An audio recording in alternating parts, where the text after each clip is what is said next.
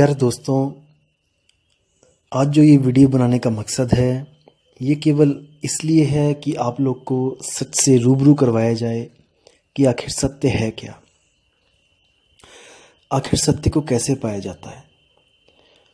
कुछ लोग के मन में ये विचार आने लगा है आजकल कि शायद सतगुरु कबीर साहब किसी सतलोक, अलखलोक, अनामी लोक में जाने की बात करते हैं या फिर कोई ऐसे दिव्य लोक को प्राप्त हो जाते हैं जहाँ से वापस उनको इस जन्म में आना ही पड़ता है, इस दुनिया में आना ही पड़ता है। तो दोस्तों, आज ये आपका जो भ्रम है, आज आपके इस भ्रम को मैं निकालूंगा आप लोग के दिमाग से कि आखिर कबीर साहब का मार्ग क्या है और उनसे जो आगे संत भक्ति मार्ग में आए हैं उनसे प्रभावित होकर उनके शिष्य रूप में, और उनका मार्ग क्या है। देखिए, आज आपको एक मैं वीडियो में जो बता रहा हूँ, शब्द बता रहा हूँ, एक वाणी नामदेव जी की, जो कबीर साहब के ही शिष्य थे। हालांकि नामदेव के जो भगत हैं वो इस बात को नहीं मानेंगे, कोई बात नहीं, हमें किसी को मनवाना नहीं है। आप मान के चलिए कि नामदेव जी जहाँ जाएंगे वहीं कबीर साहब जाएंगे, क्योंकि कबीर साहब ने जो नामदेव जी को बताया जिस स्थान के बारे में, तो नामदेव भी वहीं जाएंगे। अगर नामदेव जी कहीं और जा रहे हैं, इसका मतलब कि भाई उन दोनों का कोई गुरु चेले का रिश्ता नहीं है। तो आखिर नामदेव जी ने क्या बोला, देखते हैं सतलोक के बारे में क्या बोला। जो कबीर साहब का सतलोक, जो लोग कहते हैं कि कबीर साहब सतलोक चले जाते हैं, वहाँ से लाखों करोड़ों अरबों खरबों साल के बाद फिर वापस आना पड़ता है। देखिए, उनकी मूर्खता का कोई अंदाज़ा नहीं लगा सकता इस वाणी को समझने के बाद, लेकिन आपको इस वाणी को समझना पड़ेगा, वाणी कह क्या रही है। तो देखिए दोस्तों, वाणी क्या कहती है। अजर अमर अविनाशी देखे सिंधु सरोवर नहाया, यानी कि मैंने उस अजर अमर अविनाशी को देखा और सिंधु सरोवर नहा लिया, यानी कि मैं पवित्र गंगा में नहा लिया। ये कोई बाहर के समुद्र या सिंध नहीं है, ये अपनी आत्म रूपी गंगा है, इसमें मैं नहा लिया। और जो मैंने अजर अमर अविनाशी देखा, ये मैंने कोई अपनी आँखों से नहीं देखा कि मैं इन चमड़े की आँखों से मैं कोई जड़ वस्तु देख के आ गया, ऐसा नहीं है।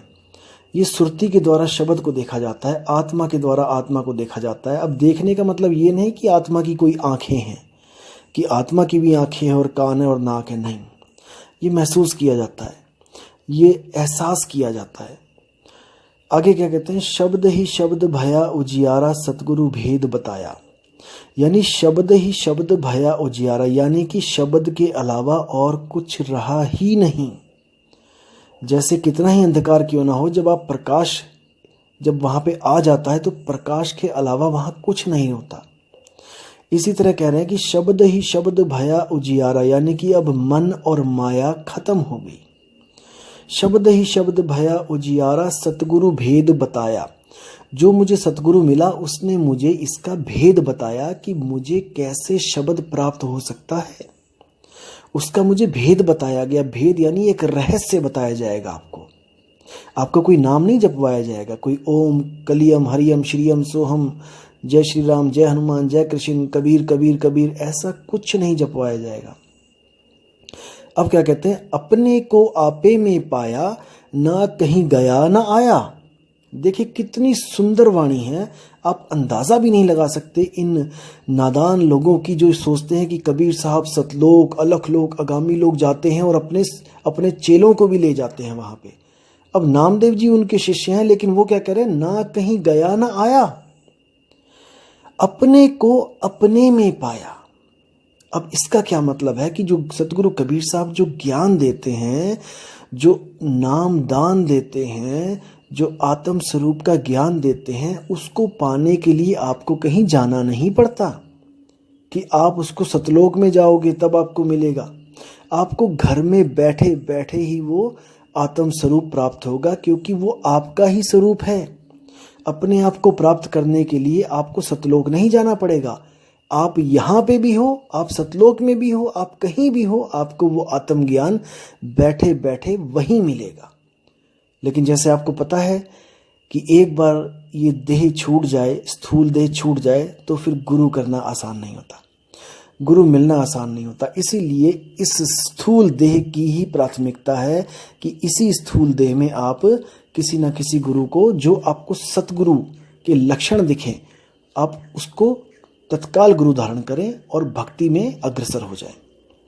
अब आप क्या कहते हैं, ज्यों कामिनी कंठ का हीरा आभूषण विसराया, संग की सहेली भेद बताया, जीव का भ्रम नशाया।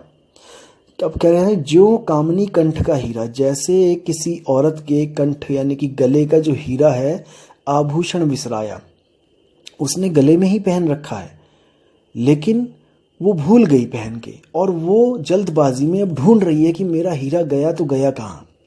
जैसे दोस्तों हमारे साथ भी ऐसा होता है, कई बार हमारी जेब में चाबी होती है और हम लोग जेब ना देखने के कारण हम लोग इधर उधर भटकने लग जाते हैं कि वो चाबी कहाँ है कहाँ है, और अंत में जब हम जेब में हाथ डालते हैं तो हमें अपनी मूर्खता पे हंसी भी आती है।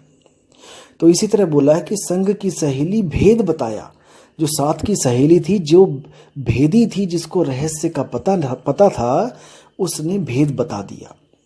अब उसने कोई मंत्र नहीं दिया, कोई जाप नहीं दिया उसको जपने के लिए कि उसको जपेगी तो वो कंठ का हीरा उसको मिलेगा, नहीं, वो उसके गले में ही है और उसका केवल उसको भेद बताया गया। संग की सहेली भेद बताया, जीव का भरम नशाया, जैसे मृग नाभि कस्तूरी बन बन ढोलत धाया। देखो कितना सुंदर उदाहरण है। जैसे नाभि में, जो मृग की नाभि में कस्तूरी है, अब उस कस्तूरी को पाने के लिए वो बन बन भटक रहा है, लेकिन उसको कोई ऐसा नहीं मिल रहा जो उसकी कस्तूरी का ज्ञान ही उसको दे दे। जो भी मिल रहा है वो क्या कह रहा है, ये मंत्र जप लो, वो मंत्र जप लो, ये साधना कर लो, वो साधना कर लो, लेकिन कोई भी आत्म साधना नहीं करवा पा रहा है, खुद की साधना नहीं करवा पा रहा है। सब किसी ना किसी को पकड़ा रहे हैं, उसको पूज ले, उसको पूज ले। कबीर साहब ने कभी नहीं कहा कि मुझे पूजो, कभी नहीं कहा।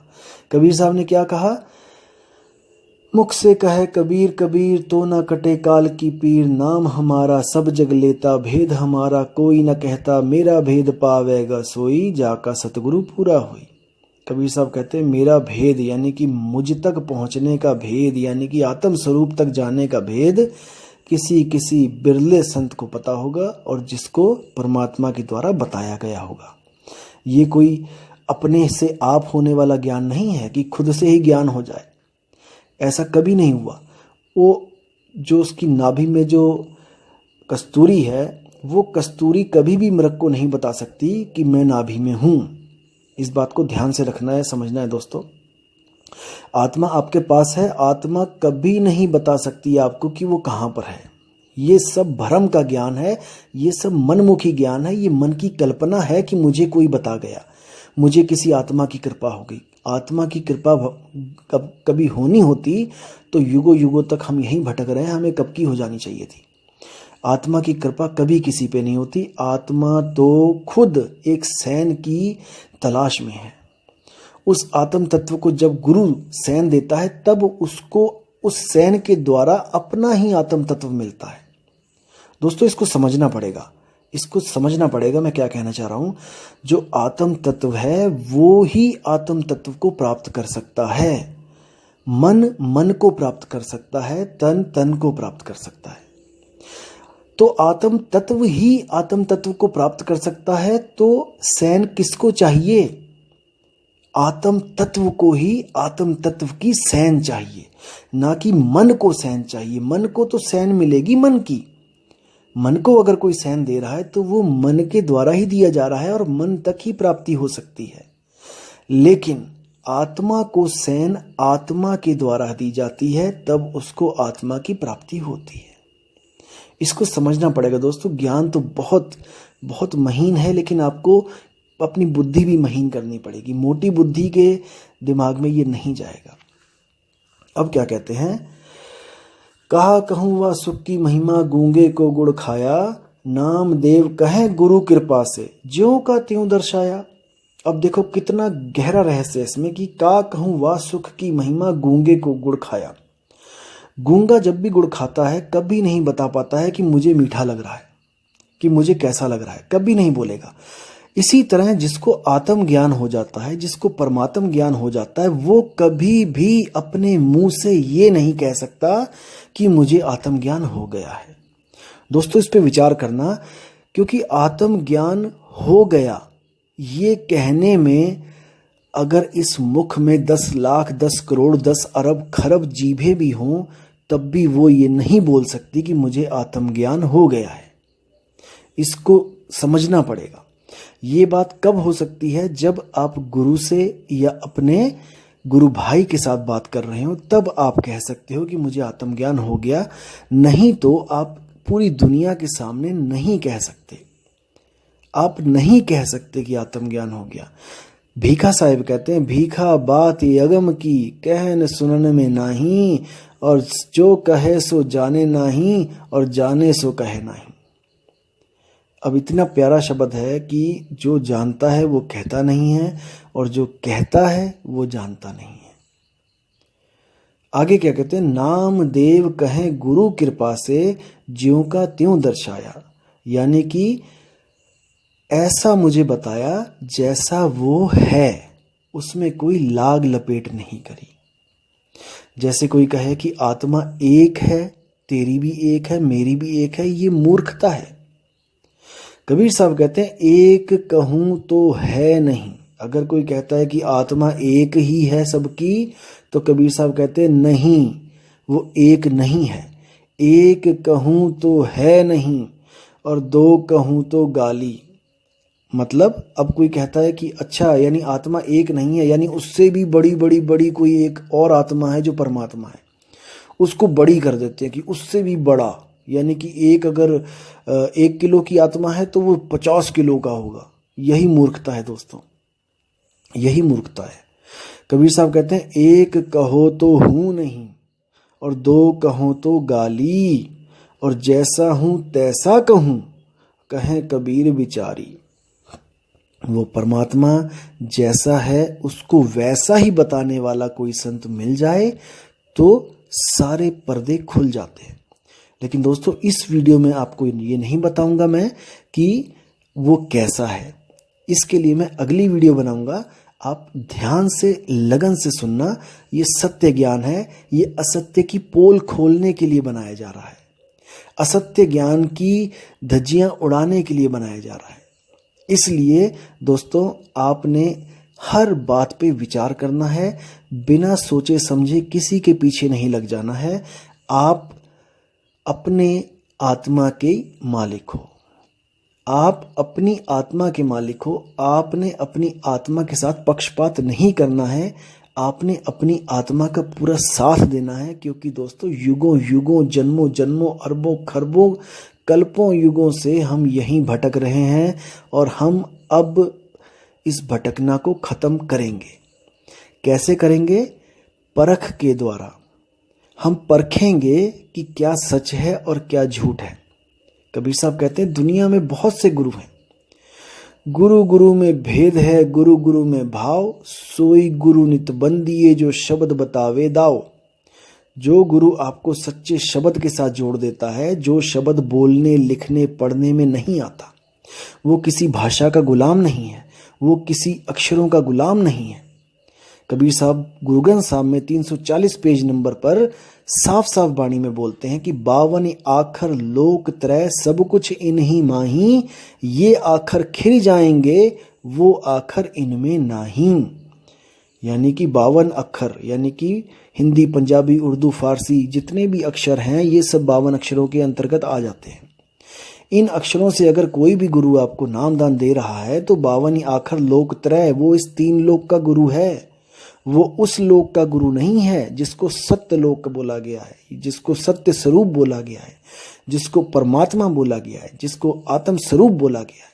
तो इसको समझना पड़ेगा। 52 आखर लोक त्रय सब कुछ ही नहीं माही, ये आखर खिरी जाएंगे, ये अंत में अक्षर खिर जाएंगे, खत्म हो जाएंगे, वो आखर इनमें नाही। जैसे आपने एक मकान बनाया ईंटों का और अंत में ईंटें टूट जाएंगी, तो तुम्हारा मकान ईंटों का ही तो बना है। जब ईंटें ही टूट गई तो मकान कहाँ से रहा? तुम्हारी भक्ति उन अक्षरों के ऊपर टिकी है, जब अक्षर ही खत्म हो जाएंगे तो भक्ति कहाँ टिकेगी? इसलिए दोस्तों समझना पड़ेगा, विचार करना पड़ेगा और सत्य असत्य की परख करनी पड़ेगी। तो इसी के साथ दोस्तों ये वीडियो मैं यहीं समाप्त करता हूँ, और अगली वीडियो आपको बहुत ही जल्दी आपके पास होगी। साहिब बंदगी, सतनाम, जय गुरु वैराग साहिब, जय गुरु मदन साहिब, जय जय गुरु सतगुरु कबीर साहिब। साहिब बंदगी। प्यारे दोस्तों,